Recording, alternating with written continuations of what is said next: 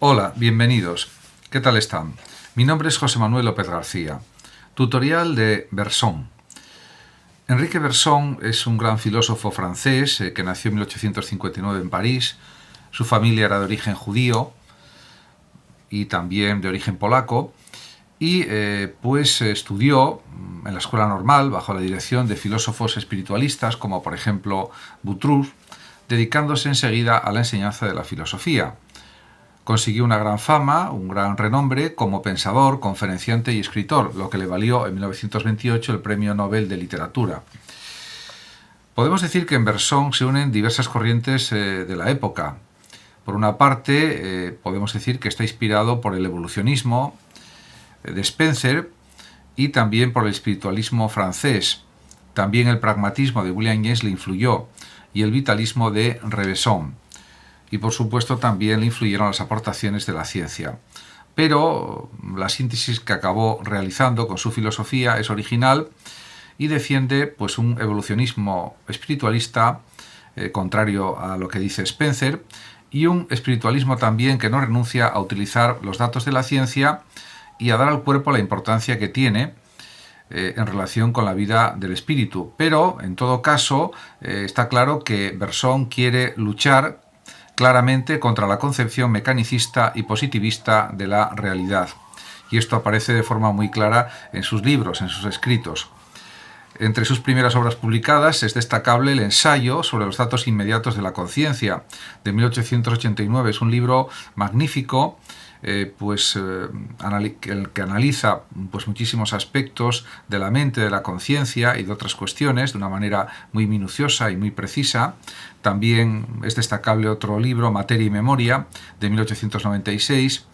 Y en estos libros reacciona Bergson contra la consideración positivista de los fenómenos psíquicos, ya que considera o está convencido de que los estados de conciencia no pueden ser estudiados como si fueran cosas o hechos exteriores, ya que tienen carácter cualitativo y no cuantitativo, por tanto no pueden ser medidos cuantitativamente y tampoco pueden ser ordenados sucesivamente como se ordenan las cosas en el espacio, sino que, según su criterio, se funden e interpenetran en una continuidad inseparable, lo que él denomina el flujo de la conciencia, ya mencionado por James. De este modo, la duración, o durée, dicho en francés, de la vida interior, no puede ser medida por el reloj, sino de otra manera. No se hace, por tanto, con el tiempo físico. Igualmente, también se puede decir que Bergson defiende la libertad, que es un tema básico del espiritualismo francés, contra el determinismo físico y psicológico. Según Bergson, la vida interior no está dirigida o no está regida por leyes o por procesos causales, y los motivos o la deliberación previa no determinan la acción subsiguiente. Según sus planteamientos, no hay un determinismo causal ni siquiera en el mundo físico. En los motivos, considera Bergson que se expresa la personalidad entera, de tal forma que decir que se está determinado por un motivo no es sino afirmar que la persona se determina por sí misma, es decir, que es libre. Por lo tanto, recalca la función de la libertad. Además, Bergson defiende sobre todo la distinción en el hombre entre el espíritu y la materia. El espíritu para él no es un epifenómeno de los procesos cerebrales, sino que posee existencia independiente. En este sentido, considero que está equivocado. También es verdad que hay que tener en cuenta que en la época en que vivió Bergson todavía no se había descubierto de una manera absoluta, diríamos, la relación directa entre cerebro y mente, o de una forma pues muy abundante y de una forma muy clara y muy demostrable, como se sabe pues a finales del siglo XX y ya también en este siglo XXI. Con las pruebas que ya existen actualmente, Bergson yo creo que hubiera dicho que, si siguiera vivo todavía, por supuesto, que realmente ese planteamiento pues no era el correcto y que efectivamente los procesos mentales o espirituales derivan del cerebro, o por lo menos es mi opinión al respecto. En cuanto a la percepción, Bergson pues se orienta a decir, o llega a decir, que la percepción se orienta a nuestra adaptación al mundo y selecciona datos de acuerdo con el grado de atención a la vida. La vida es el fenómeno central y la percepción, según Bergson, está al servicio de la vida, de la realidad. y esa vida, por supuesto, para Bergson depende del cuerpo. Pero distingue Bergson entre memoria-recuerdo, distinta de la memoria-hábito o conjunto de automatismos motores del cuerpo. La memoria-recuerdo, por tanto, es independiente de los mecanismos cerebrales en ella, ya que funde el pasado con el presente y lanza al futuro, y se manifiesta la vida del espíritu como duración fluida y continua. En este sentido, se podría identificar este espiritualismo como la libertad mental de las personas, la libertad en todos los sentidos en relación con las ideas, los recuerdos, las rememoraciones, los procesos imaginativos, etc. En cuanto al tema de la intuición en Bergson, pues está claro que desde este planteamiento espiritualista bersoniano se establece una especie de contraposición entre el mundo de la ciencia, tal y como lo concebía el positivismo, y la realidad interior. Para Bergson, la vida interior, la espiritualidad, está caracterizada por varias cuestiones. Primero, no hay cosas sino únicamente acciones, hay devenir pero sin una sustancia que sirva de sujeto. Además, para Bergson, la vida interior o espiritual no es espacial ni calculable cuantitativamente, es un devenir de carácter cualitativo e indivisible, cuyos componentes son diversos, son heterogéneos, no se pueden contar e inseparables. Y también considera que hay una ausencia de determinación, porque existe la libertad imprevisible.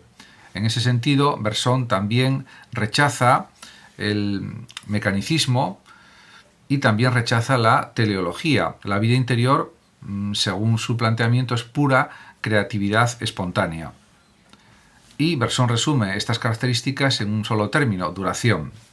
En consecuencia, para Bergson existen dos facultades de conocimiento. Primero está la inteligencia, que es la facultad o la potencialidad o la potencia que posee el ser humano para resolver los problemas que le plantea la vida, aunque también es cierto que el instinto posee una misma finalidad, pues realmente la inteligencia también podemos decir que es la facultad de fabricar instrumentos con materiales duros, firmes y rígidos, es decir, con materias inorgánicas. Por tanto, la inteligencia está siempre orientada a la acción.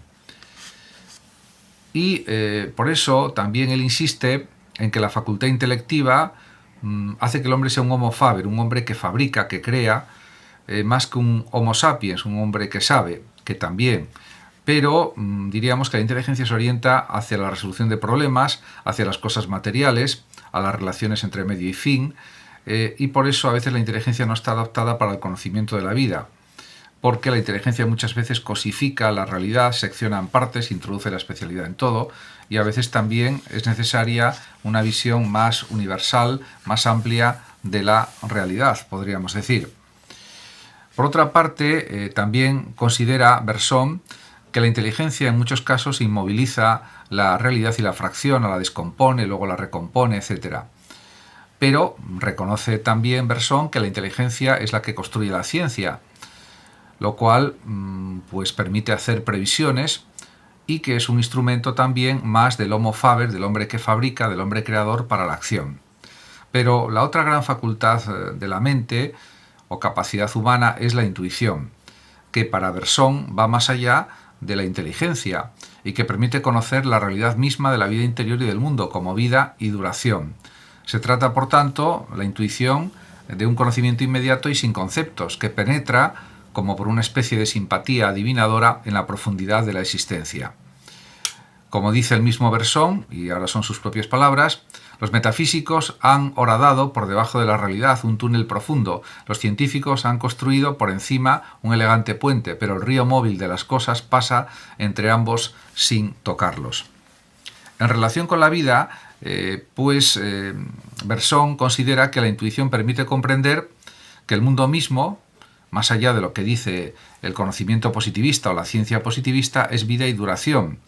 Y ese es el tema de la obra fundamental de Bergson, La evolución creadora de 1907, en la que se invierte, en cierto sentido, el sentido de la evolución tal y como lo presentaron Darwin y Spencer.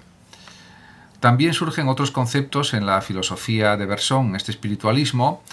Por ejemplo, él habla del impulso vital, elan vital, porque la realidad pues tiene un fondo originario, que no es materia inerte, sino vida o impulso vital, insisto, pero no solo rechaza Bergson las explicaciones mecanicistas de la realidad, también rechaza el finalismo, diríamos, o la teleología. La evolución para Bergson es creadora en el sentido más extremo o más radical de la palabra, no obedece a plan alguno. Esta evolución es imprevisible, según él, en su producción de formas nuevas y no conduce a un todo armónico, sino a la dispersión. Esta concepción de una evolución divergente, que no está ordenada, pues diríamos que confluye con determinadas perspectivas del evolucionismo o de la corriente neoevolucionista o neodarwinista actual. Efectivamente, hay puntos de coincidencia, aunque no en el sentido espiritualista que desarrolla el propio Bergson. Por otra parte, este gran pensador francés destaca que un impulso original, la vida sigue dos direcciones divergentes. Por un lado, degradándose, que produce la materia, y por otro, movimiento ascendente que conduce hacia las diversas formas de la vida. Bergson, por tanto, podemos decir que coloca la vida y aún el espíritu antes que la materia, invirtiendo de esta forma el evolucionismo darwiniano. El elat vital para él es como un chorro de vapor que asciende, pero que también deja caer gotas de agua condensadas. Y el movimiento ascendente puede conducir a hierros y callejones sin salida, pero se abre camino en dos nuevas direcciones, los reinos vegetal y animal, y este último a su vez en otros dos, instinto e inteligencia. Así pues, según los planteamientos bersonianos, Aristóteles se equivocó al hacer de la vida vegetativa, instintiva y racional 3 grados sucesivos de una misma tendencia que se desarrolla cuando son, en palabras de Bergson, 3 direcciones divergentes de una actividad que se extinguió al desarrollarse. Pero hay que considerar también, según este pensador, según Bergson, que hay que añadir la intuición, y solo en la intuición la vida consigue crear una realidad verdaderamente individualizada. Por supuesto, considerando también el gran valor de la inteligencia. En cuanto a las morales que propone el propio Bergson, pues él habla de una sociedad abierta de la humanidad, en la que han surgido primero una moral abierta, que ya no obedece a la presión social, sino al llamamiento de grandes personalidades morales, santos y héroes, y que es progresiva, creadora y liberadora. Y habla, en segundo lugar también, frente a la moral cerrada, también una religión dinámica que se identifica con la mística, principalmente la cristiana, y que pone en contacto intuitivo con la misma fuente de la vida que para él es Dios.